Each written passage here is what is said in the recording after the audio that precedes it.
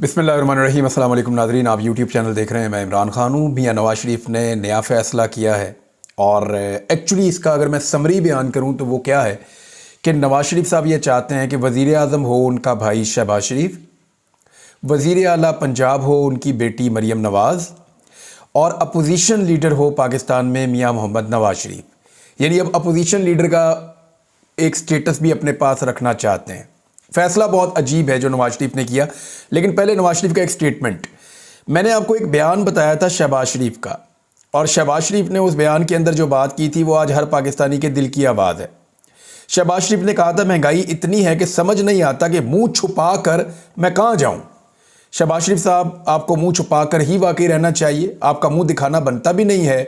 जो आपने 16 महीने में इस कौम के साथ कर दिया है, जितना जुल्म और जितनी बर्बरियत आपने इस कौम के साथ की, ना सिर्फ लोगों को मारा, चादर और चार दीवारी का तकद्दुस पामाल किया, जुल्म किया, बर्बरियत की, बल्कि शहबाज शरीफ साहब आपने लोगों की कमर तोड़ दी। आपने इतनी महंगाई की। आपके अपने साथी आपके बारे में क्या कह रहे हैं ज़रा ये सुने, फिर मैं आपको आगे नवाज शरीफ क्या गुल खिलाने जा रहे हैं वो आपको मैं बताता हूँ बाद में। मोहम्मद ज़ुबैर साहब हैं और शहबाज शरीफ साहब के बारे में कह रहे हैं, साबिक गवर्नर सिंध PMLN से इनका ताल्लुक, मरीम नवाज़ के बहुत करीबी साथी। वो कह रहे हैं कि नून लीग में शहबाज शरीफ के सामने बहस की बिल्कुल इजाज़त नहीं होती थी। मैंने जब नून लीग ज्वाइन की तो कुछ लोगों ने मुझे कहा कि तुम मीटिंग्स में बहुत बोलते हो। नून लीग में इस चीज़ को अच्छा नहीं समझा जाता कि लीडरशिप के आगे बोला जाए ना, अच्छा नहीं समझा जाता। मैं इसका गवाह हूँ। मियाँ साहब को, सिर्फ बड़े मियाँ साहब को भी, छोटे मियाँ साहब को भी, छोटी मियाँ साहब को भी और बाकी सबको भी, उनको सिर्फ खुशामद पसंद है। बस आप दिन रात इनकी खुशामद करें, वो आप तरीका सीख सकते हैं। यानी वो मरीम नवाज़ ने कहा कि वो तरीका हमें आता है और बहुत अच्छे से आता है। ये खुशामद करती भी बहुत अच्छे हैं और करवाने का भी इनको शौक़ है।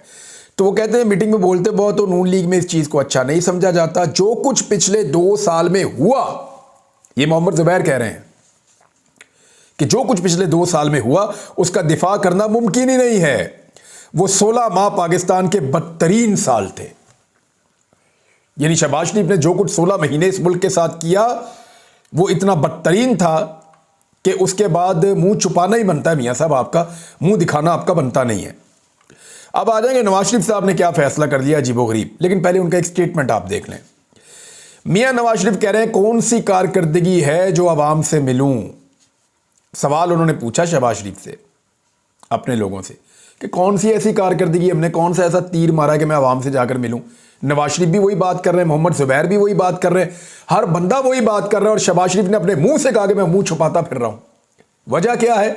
16 महीनों में इन्होंने जो गड्ढे खोदे हैं पाकिस्तान के अंदर, अब वो भरे नहीं जा रहे इनसे।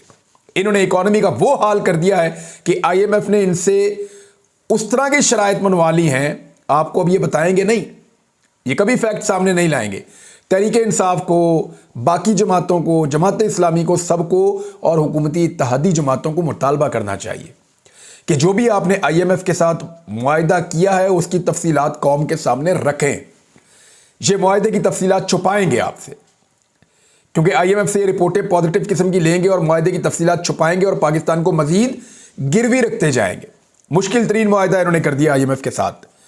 अब नवाज शरीफ भी वही सवाल उठा रहे कि कौन सी कारकर्दगी है जो आवाम से मिलूं। महंगाई में कमी के लिए शहबाज शरीफ को टास्क दिया है। फिर ये सलमान गनी साहब हैं जो बहुत करीब हैं मियाँ नवाज शरीफ साहब के, मिलते रहते हैं, तो उन्होंने उस बुनियाद के ऊपर जो नवाज शरीफ साहब सोच रहे हैं या जो बात कर रहे हैं वो उन्होंने बताया। उन्होंने कहा कौमी सियासत में नवाज शरीफ का किरदार अब भी ज़ेर बहस है। सियासी मुखालिफिन इनकी खामोशी को किसी खास हिकमत अमली या दबाव का शाखसाना करार दे रहे हैं, तो दूसरी जानिब उनके हामी ख़ुसूसन हुकूमतों में नून लीग की क़यादत आज भी उन्हें अपनी सियासी और हुकूमती ताकत व महवर करार देती है। देखिए, नवाज शरीफ साहब ने अपने करीबी सहाफ़ियों से मुलाकात की है, कुछ सियासतदानों से मुलाकात की है, वो एक नए बयानिए की तलाश में है। नवाज शरीफ साहब को अपने सियासी करियर में इतने गौते कभी नहीं आए, क्योंकि कुछ भी होता था नवाज शरीफ के साथ पब्लिक की सपोर्ट रहती थी, कम से कम लाहौर में तो रहती थी। नवाज शरीफ से लाहौर भी छिन गया है। रियल रिपोर्ट के मुताबिक, जो मुझे एक सोर्स ने बताई, कि लाहौर की 14 में से 13 नशिस्तें पाकिस्तान तहरीक इंसाफ जीती है। सिर्फ एक सीट है जहां पे PMLN जीती है बमुश्किल, और बाकी सीटें उनको दी गई हैं। वो जैसे दी गई हैं फार्म 47 पे, वो आप सब अच्छी तरह जानते हैं। नवाज शरीफ से अपने जो करीबी सहाफ़ी हैं जो उनके लिए बयानियाँ बनाते हैं, उनसे मुलाकात की है। वो करने क्या जा रहे हैं ये ज़रा आप गौर कीजिएगा। देखिए, मैंने आपको पहले कहा कि वो चाहते हैं कि उनका भाई वज़ीर आज़म हो, बेटी वज़ीर आला हो और वो खुद अपोजिशन लीडर हो। यानी ये तो मुमकिन नहीं है ना कि एक ही घर के अंदर अपोजिशन लीडर भी रहता है और वज़ीर आज़म और वज़ीर आला भी रहते हैं। ये दो नंबरी तो कौम कभी नहीं मानेगी। नूरा कुश्ती तो उन्होंने पहले बहुत कर ली है, हुकूमत भी उनके साथ है और सियासत भी उन्होंने कर दी है हुकूमत के खिलाफ। How is it possible? मियाँ नवाज शरीफ महंगाई का वावेला कैसे कर सकता है जब उसका भाई महंगाई मुसल्लत कर रहा है? मियाँ नवाज शरीफ बैड गवर्नेंस का रोना कैसे रो सकता है जब उसकी बेटी और उसका भाई जो है वो बैड गवर्नेंस के नए से नए रिकॉर्ड कायम कर रहे हैं? तो मियाँ नवाज शरीफ लोगों को बेवकूफ़ बनाने की एक मरतबा फिर कोशिश करेंगे। क्या बना पाएंगे? इस इलेक्शन में तो नहीं बना पाए। लोगों ने तो दुर्गत बना दी है, इनकी चंगी मंगी ठोक दी है लोगों ने, इनको वोट ही नहीं डाला। अब आप सुने कि एक्चुअली ये करने क्या चाह रहे हैं। ये जो जजों का खत वाला मामला है ना, नवाज शरीफ साहब मुबैना तौर पे इस पर मुशावरत कर रहे हैं कि मैं इसके अंदर एक फरीक बन जाता हूं और मैं फरीक बन के रोला डाल देता हूं कि देखें जी मेरे साथ बड़ी ज्यादती हुई है, ये जज सारे ठीक कह रहे हैं, इससे पहले भी जजेस यही कह रहे थे, पहले भी जजेस के ऊपर दबाव था, आज भी जजेस के ऊपर दबाव है, दबाव की वजह से मेरे खिलाफ फैसले किए गए हैं और वो दबाव जो जजों के ऊपर उस वक्त डाला गया या अदलिया को जो इस्तेमाल किया गया मेरे खिलाफ, सबसे बड़ा विक्टिम तो मैं हूं। मुझे मेरी हुकूमत को ख़त्म कर दिया गया, मुझे मुल्क से जिला वतन कर दिया गया। मियाँ साहब अब ये नया मंजन लेकर आएंगे। मियाँ साहब इस मंजन को मार्केट में रखेंगे और इस मंजन को बेचने की कोशिश करेंगे, लेकिन मियाँ साहब का ये सारी इमारत खड़ी करने से पहले इसकी बुनियादों को थोड़ा सा हिला देते हैं। मैं आपको बताता हूं कैसे। देखिए, मियाँ नवाज शरीफ साहब के खिलाफ जो कुछ भी हुआ था, मियाँ साहब कहते थे उसके लिए जनरल रिटायर कमर जावेद बाजवा और जनरल रिटायर फैज हमीद उसके लिए जिम्मेदार हैं। एक उस वक्त के आर्मी चीफ थे और एक उस वक्त के DG ISI थे। मियाँ साहब कहते थे ये दोनों जिम्मेदार हैं जो कुछ मेरे साथ हुआ है और इन्होंने अदलिया के जरिए से मेरे खिलाफ फैसले कराए। मियाँ साहब ये कहते थे। अभी फैसलों के ऊपर मैं आता हूं, लेकिन पहले आप ये देखें कि इनमें से जो आर्मी चीफ थे उनको एक्सटेंशन दी मियाँ नवाज शरीफ साहब ने 2019 में।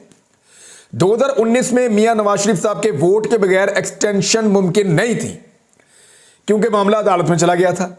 मियाँ साहब ने एक्सटेंशन के लिए अपने तमाम लोगों को कायल किया और सबने जाके जनरल रिटायर कमर जावेद बाजवा साहब को एक्सटेंशन दी। तो मियाँ साहब का बयानिया एस्टेब्लिशमेंट के खिलाफ जीरो हो गया उस दिन। अब नहीं हो सकता कुछ। अब मियाँ साहब ने क्योंकि एक्सटेंशन दे दी है और साथ खड़े हो गए हैं तो अब कुछ नहीं हो सकता। तो वो तो बयानिया इनका बढ़ गया मियाँ साहब का एक्सटेंशन देते, और मियाँ साहब ने डील भी ले ली उसके बदले में। यानी उसी साल के इख्तिताम पे 2019 में जब वो एक्सटेंशन दे रहे थे, उन्हीं दिनों में कुछ अर्सा पहले डील करके वो पाकिस्तान से बाहर चले गए थे मियाँ साहब। तो एक तो डील करके पाकिस्तान से मियाँ साहब बाहर गए और बकौल शाहिद अफरीदी के जो NRO है या डील है, ये इदारे देते हैं। वज़ीर आज़म का कोई इख्तियार नहीं होना चाहिए। शाहिद अफरीदी साहब को जिसने भी ये बात बताई, बात तो उसने ठीक बताई लेकिन ये करने वाली बात नहीं थी। लेकिन शाहिद अफरीदी साहब का एक वो है नहीं, सियासी दिमाग नहीं है, तो उनको आइडिया नहीं था कि वो क्या बोल रहे हैं। जो किसी ने उनको बात सुना दी, किसी ऑफिसर ने या किसी बंदे ने, वो उन्होंने आगे टीवी पे बोल दी। तो सियासत के अंदर ज़रूरी है कि आपको पता हो कि क्या नहीं बोलना, क्या बोलना है वो ज़्यादा ज़रूरी नहीं कि आपको पता हो, आपको ये पता होना चाहिए कि आपने क्या नहीं बोलना। तो शाहिद अफरीदी साहब सीखेंगे सियासत की अलिफ बे या ABC तो उन्हें समझ आ जाएगी। बहरहाल मियाँ साहब ने डील ली, मियाँ साहब पाकिस्तान से बाहर गए। मियाँ साहब ने उसी आर्मी चीफ को एक्सटेंशन दी जिसको वो अपने खिलाफ साजिश का हिस्सा समझ रहे थे कि मुझे क्यों निकाला, 2016-17 वाला मामला जो था।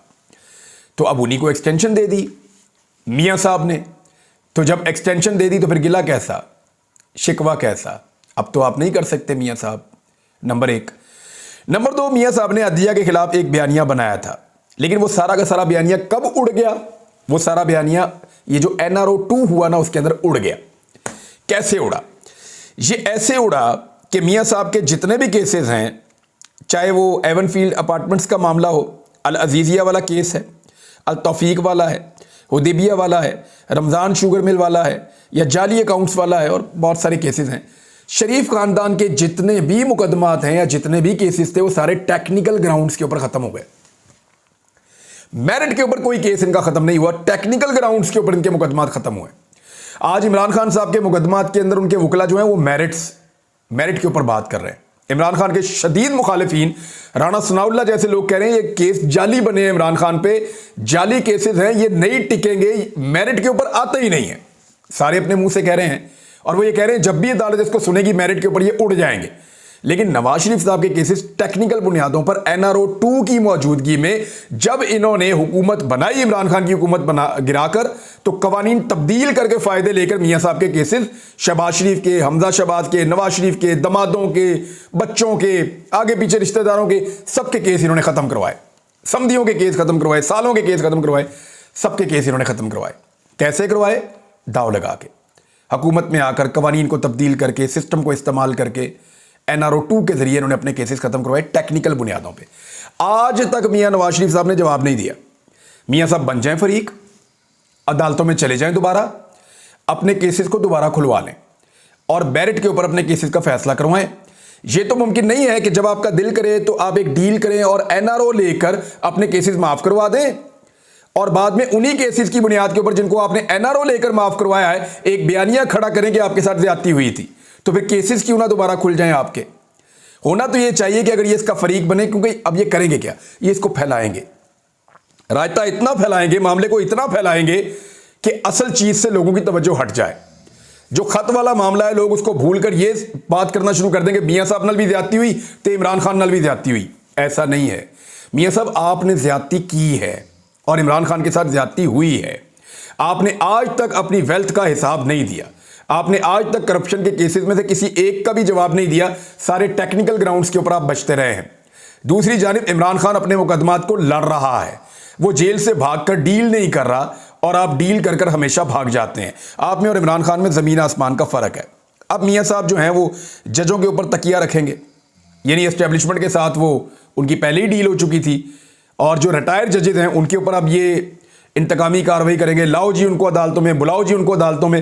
हो सकता है कादी फायद ईसा साहब इसके अंदर उनकी मदद भी करें मियां साहब की, क्योंकि हमने देखा कि अमूमन कादी फायद ईसा साहब का जो फैसला या कोई चीज़ होती है या प्रोसीडिंग होती है जो अदालत की, हम देखते हैं कि PMLN उससे खुश रहती है या उनको वो चीज़ें सूट करती हैं। हाँ, साथी तौर पर आप कह सकते हैं, आप कानूनी तौर पर कह सकते हैं, लेकिन नॉर्मली ऐसा होता है कि PMLN उन चीज़ों से खुश होती है। अब मियां साहब के करीबी सहाफ़ियों से उन्होंने ये बयानिया फैलाया कि मियां साहब इनकलाबी बनने जा रहे हैं, लेकिन महंगाई, बेरोजगारी, गुर्बत, हालात की खराबी, बदअमनी, ये सारी चीज़ें और बैड गवर्नेंस, इसकी मौजूदगी में क्या नवाज शरीफ का कोई बयानिया बिकेगा जिस वक्त उसका अपना भाई वज़ीर आज़म और बेटी वज़ीर आला पंजाब है?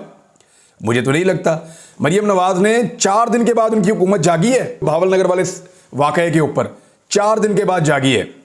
अच्छा, पुलिस ने उसके ऊपर एक स्टेटमेंट दिया, जरा मैं उस पर आप बात कर लेता हूँ। अब पुलिस ने कहा जी कि ये खबरें फैलाई जा रही हैं कि 300 बंदा कोई इस्तीफ़ा देकर चला गया और कोई IG ऑफिस में 50 से ज़ायद सब इंस्पेक्टर और इंस्पेक्टर के इस्तीफ़े आ गए और ये वो सब, ये वाकई फेक न्यूज़ है। देखिए, इतने बड़े पाकिस्तान में लोग गैरत खाते हैं, लोग गुस्से में आते हैं इक्का दुक्का, कभी कोई कांस्टेबल, कभी कोई सब इंस्पेक्टर, कभी कोई और, वो इक्का दुक्का जिनकी वीडियोज़ आ रही हैं उनकी तादाद जो है वो 1 दर्जन के करीब होगी मैक्सिमम पूरे पंजाब के अंदर, या हो सकता है इससे ज़्यादा हो और हमारे नॉलेज में ना हो। तो एग्जैक्ट रिपोर्ट तो पता चलेगी जब इदारों में से आएगी और सोर्सेज बता भी देते हैं, लेकिन ये 300-300 बंदे, 500-500 बंदे, ये फेक न्यूज़ है। वजह यह है कि अगर इतने बड़े पैमाने पर लोगों के अंदर गैरत जागना शुरू हो जाए ना, तो फिर मुल्क का काया पलट जाए, हालात बिल्कुल बदल जाए। ऐसा हो नहीं सकता और ऐसा अभी फ़िलहाल दिखाई नहीं दे रहा, लेकिन ये चीज़ें ज़्यादा दूर भी नहीं है ऐसा लगता है। पाकिस्तान तहरीक इंसाफ ने बड़ा तगड़ा जलसा किया जी पशीन में, और अब वो जलसा करने जा रहे हैं कोहाट में, और कोहाट में बोर्ड चौक है जहां पे ये जलसा करेंगे और इन्होंने अनाउंस कर दिया कि हम वहां पे जलसा करने जा रहे हैं। अब आ जाए उसी बात पे जहां से बात शुरू हुई थी, महंगाई, आम आदमी की कमर तोड़ना।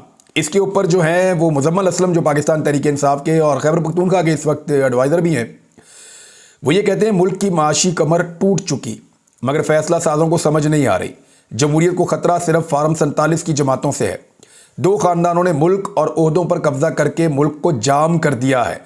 वाकई में जो मईशत की सूरत हाल है ना, आप अंदाज़ा नहीं कर सकते कि PMLN के अपने लोग, यानी मुझे 1-2 जगह पे लोग मिले, एक शादी में भी लोग मिले, उनके मुंह उतरे हुए थे, वो बहुत परेशान थे और उनको सिर्फ इस बात की फ़िक्र है कि मईशत की कमर टूट गई है।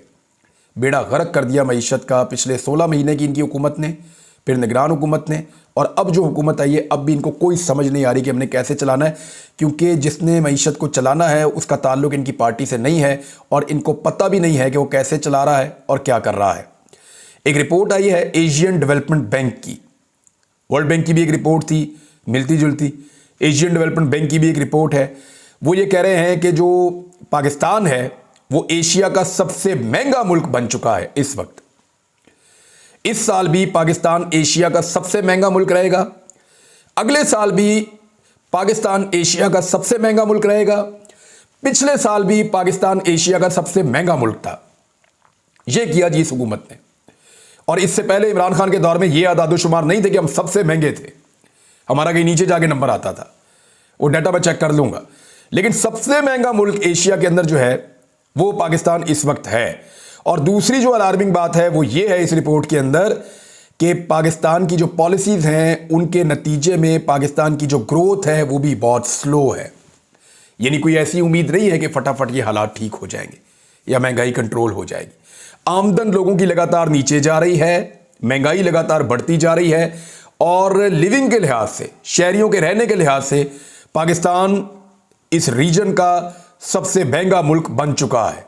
नाज़रीन, एक बहुत अफसोसनाक वाक़या है, मैं उस पर ज़रूर जिक्र करना चाहूँगा कि बलूचिस्तान में एक बड़ा दहशतगर्दी का वाक़या हुआ है और बहुत अफसोसनाक वाक़या हुआ है। ज़िला नौशकी में नामालूम अफराद की फायरिंग से पंजाब से ताल्लुक़ रखने वाले ये मुसाफिर थे, ये जा रहे थे, इनमें से 11 अफराद जाँ बहक हो गए हैं और 5 ज़ख्मी हो गए हैं। ये लोग ट्रैवल कर रहे थे, मुबैना तौर पे पहले इनको अगवा किया गया और उसके बाद नाकाबंदी करने के बाद इन लोगों को कत्ल किया गया है।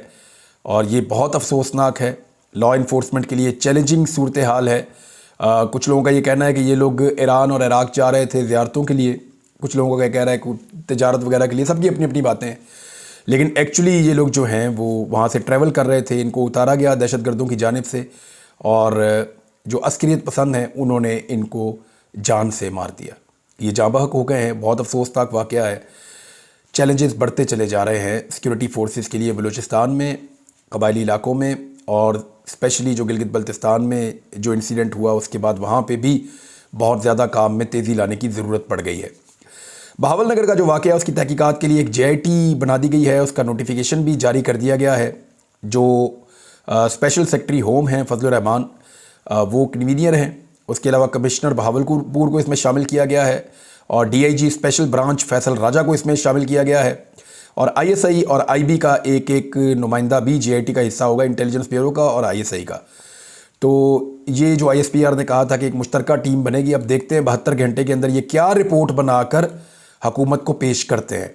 नाज़रीन, खबरें तो और भी हैं, लेकिन यहाँ तक मेरे ख्याल में इसको रोकते हैं, बाकी खबरें आपको अगले व्लॉग में देते हैं। अब तक के लिए इतनी, अपना ख्याल रखिएगा, अपने चैनल का भी। अल्लाह हाफ़िज़।